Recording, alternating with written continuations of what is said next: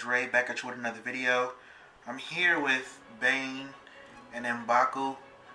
Reason being is I kind of wanted to talk to you about basically the differences, pythons and boas and pythons. What's the big deal, pretty much. So basically I'm just going to go over a few basic topics so you'll better know kind of how to distinguish one from another.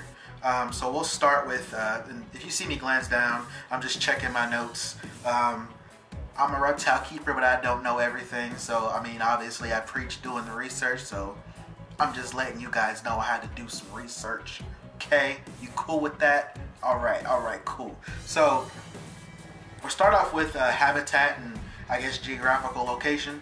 So boas you can find mostly in the Western Hemisphere. So like your emerald tree boas and Brazilian rainbow boas you can find in, your South and Central America. And there are like a few boas here and there. You can find them other places like your Madagascar ground boas or the Dumeral boas. The Dumerals boas, you can find those in Madagascar, obviously. So with pythons are what you consider an old world species. Basically, you can find them in, Africa, Asia, Australia. Africa, obviously, your ball python. Which, for those of you that don't know, that's where he got his name, is M'Baku from Black Panther, Africa. You get it. Wakanda? Okay. So, ball pythons are from Africa. You can find olive pythons in Asia, and carpet pythons are going to be from Australia.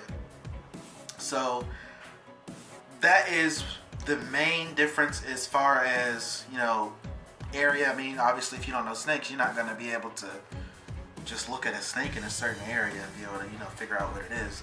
And also with or pythons in general, pythons were introduced to the United States accidentally. However, ever since 1980, your retics, your burns, and your African rock pythons have been considered an invasive species in Florida. So that's definitely something. I mean, they get large, so that's definitely something to consider as well when thinking about the differences between python and boa. Which next we're going to talk about the anatomy.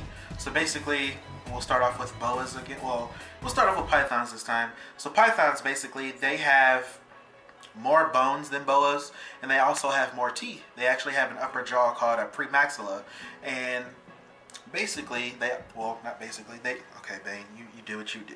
I'll get you later. They also have these heat pits near their lip area. So basically, these are specialized organs that help them sense temperature change, and also help them, smell where prey is. It helps them hunt. So that's kind of a cool little organ that they have, a kind of an advantage, really, that they have over boas, I guess you could say. Whereas boas have fewer bones and less teeth, and they do not have the heat pits. Alrighty, so as far as size, boas on average are smaller than pythons, averaging around 4 to 12 feet. Whereas pythons, they have several large species, which I've already mentioned in the video, but I'll go ahead and mention them again for the sake of the topic. Your reticulated pythons, your Burmese pythons, and your African rock pythons. The only known snake in the boa family that gets large is going to be your anaconda. However, your python, reticulated python in particular, is going to be the snake that is it's the longest snake in the world.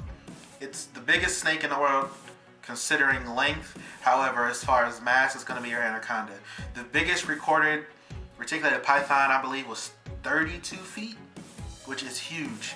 And reticulated pythons, on average, they get around 18 and a half feet. So that's definitely a big difference from, like a regular boa and a reticulated python. 12 foot is still very, very big. I'm 5'5", so a 12-foot snake is very large for me. So just imagine what a 20-foot snake will look like. That's huge. So that's definitely another characteristic of pythons and boas. So lastly, I just kind of want to cover something that most people know, which is reproduction.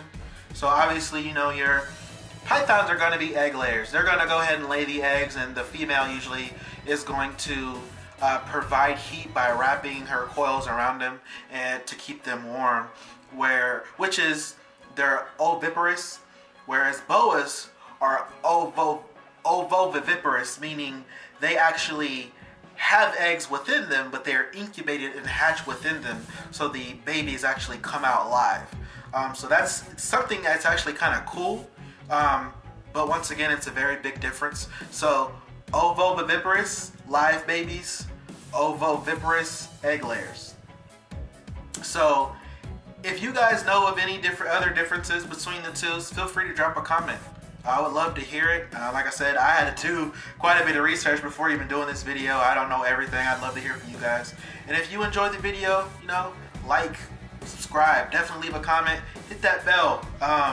If you want to see more of these guys, make sure you hit up my Instagram at DW Exotics. And as always, I appreciate you watching.